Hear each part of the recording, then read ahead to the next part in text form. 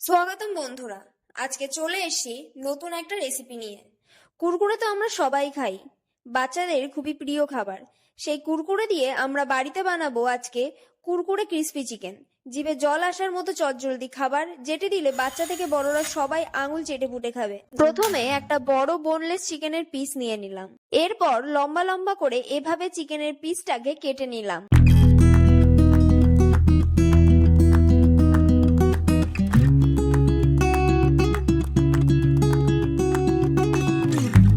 কাটা হয়ে গেলে চিকেনের পিসগুলো ছাড়িয়ে নেব এবং বড় পিসগুলোকে কেটে নেব।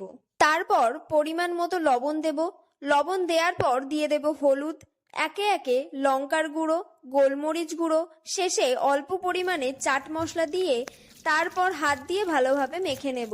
মাখা হয়ে গেলে পিসগুলোকে হালকা ছাড়িয়ে নেব। নিয়ে 10 মিনিটের জন্য এটিকে এভাবেই ছেড়ে দেব। ততক্ষণে একটি বোলে একটি ডিম ফাটিয়ে নেব এবং একটি কুরকুরের প্যাকেট নিয়ে সেটা থেকে হাওয়া বার করে কুরকুরেগুলোকে গুঁড়ো করে নেব।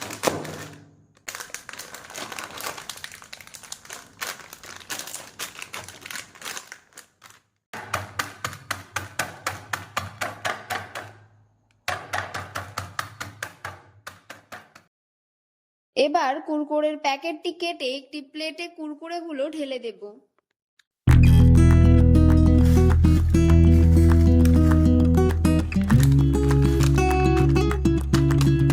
একটি প্যানে ডুবো তেল নিয়ে তেলটি গরম হওয়ার জন্য অপেক্ষা করব।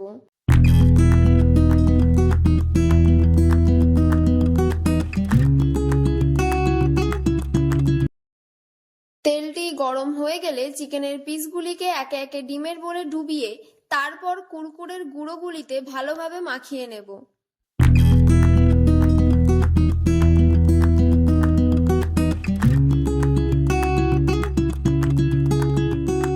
তেলটি গরম হওয়ার সাথে সাথে চিকেনের পিসগুলিকে দিয়ে দেব।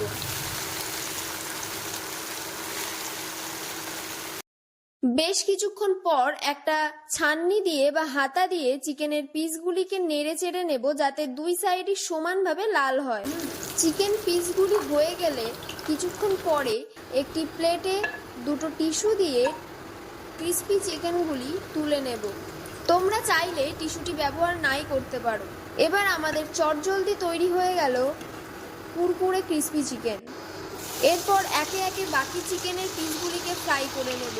এখানে বলে রাখি, চিকেনগুলিকে আমরা মিডিয়াম আঁচে ফ্রাই করব এবং প্লেটে টিস্যু ব্যবহার করছি কারণ অতিরিক্ত তেলটা টিস্যুটি সোক করে নেবে।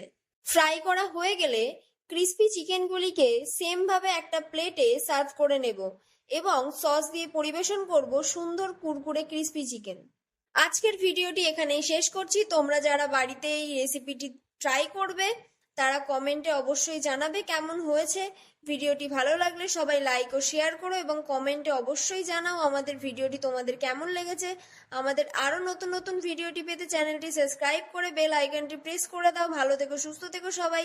আবারও দেখা হবে নতুন কোনো একটি ভিডিওতে।